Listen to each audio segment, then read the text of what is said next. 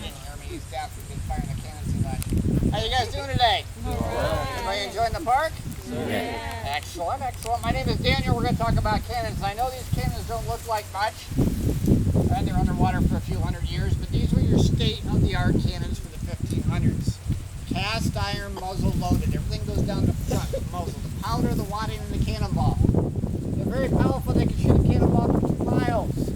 Then things slow down. We got to get the wet sponge on long stick, put the bucket of water, ram it down the barrel, making sure all the embers are out before the powder guy can reload it, or else he might blow himself up. That would take time. These would have been under big ships or big galleons. What Pedro Menendez had along here in 1565 were 20 old cannons. That is a copy of a cannon they would have had during medieval times. A breech-charged, muzzle-loaded bombardier cannon. Essentially, the cannon is a tube open at both ends. The key component is that cylinder you see there on the ground. It's called a servidor or powder mug. Each cannon would have several of those, and you would preload them all with the powder and wadding. If one up weighs about 60 pounds, just slide in the back of the cannon. There's a big block of wood called a breech block that holds the servidor in place. You put that down behind it, so that's all charged up right now as we speak. To load it, you take your 6-pound solid iron cannonball and roll this down the muzzle. This is the only thing that goes on the front of that cannon. Fired off, max range, about 1 mile. This is 9/10 mile to Bridge of Lions, so I can shoot that far. I don't know exactly where it's going to hit or land. The effective range, the range at which I can hit what I'm aiming at, is much closer, between a half a mile and 3/4 of a mile. So it's a much weaker cannon. However, you don't need to use the wet sponge on long stick. You simply pull the servidor out, slap a new one in, and roll a ball down. A team of guys can fire that cannon 3 to 4 times a minute. With 20 cannons, 20 teams, you're talking 60 to 80 cannonballs going down range. That's pretty impressive. What's not so impressive is this cannonball. Watch this. Nothing. That's it. That's all it does. Doesn't blow up like in the Johnny Depp movies. It doesn't break apart or fragment. It's just a hunk of metal flying through the air. And against the big ships with the big guns on there, probably just bounce right off. But they were in luck because back then the only inlet was the one over there where the lighthouse is. If you go up in the watchtower, you can see the lighthouse behind those trees. Salt Run. This inlet out here wasn't put into the 1930s, so all the ships had to come in Salt Run. And it was only about 9.5 feet deep.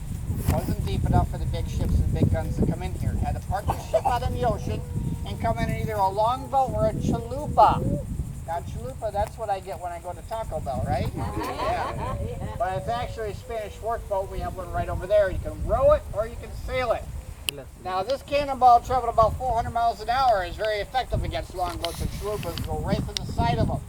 So if you're the invading force and you're coming in, your boat gets hit with this cannonball, and you're lucky enough to survive the impact and the splintering, now you're in the water. Alright? You think it's boat.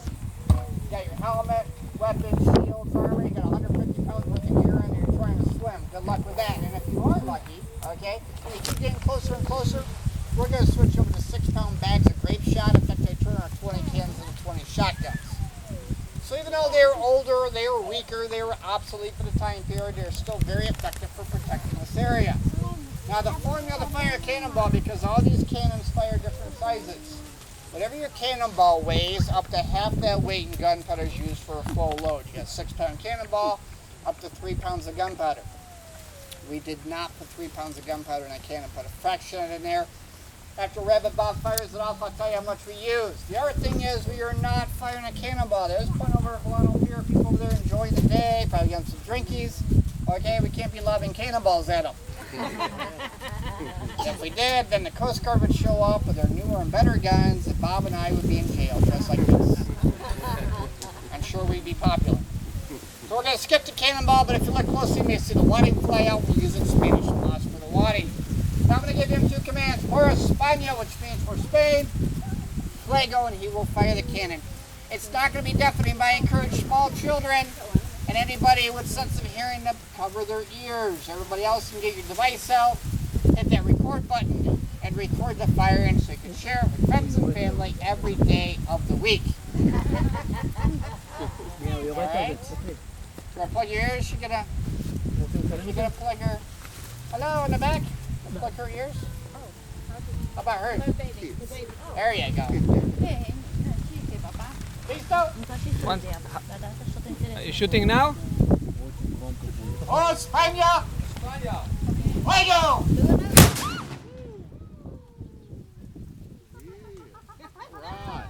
Nice. Wow. You even get the smell of history. The smell of freedom.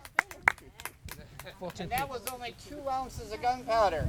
2 ounces. Can you imagine 3 pounds in there? Crazy, huh?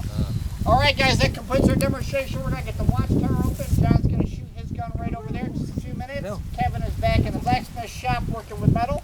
We appreciate you stopping by and enjoy the rest of your time here at the Fountain Archaeological Park. Thank you very much. Thank you. Let's go up the tower.